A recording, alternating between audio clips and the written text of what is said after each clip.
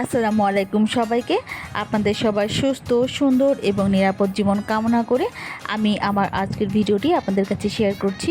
প্রথমেই দেখতে পাচ্ছেন আমাদের কনে এখানে বসে আছে, আর এখানে হচ্ছে বরমশাই আস্ত একটা খাসি নিয়ে বসে আছে। পাশে তার বন্ধু বান্ধব ছিল।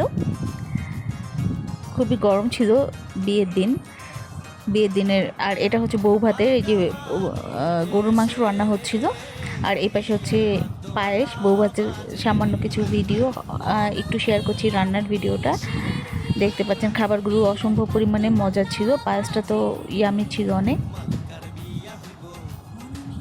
আর এই যে এখানে সবাই বসে গিয়েছে খাবারের জন্য। আমার ছোট্ট সোনাকে দেখা যাচ্ছে, মাশাআল্লাহ।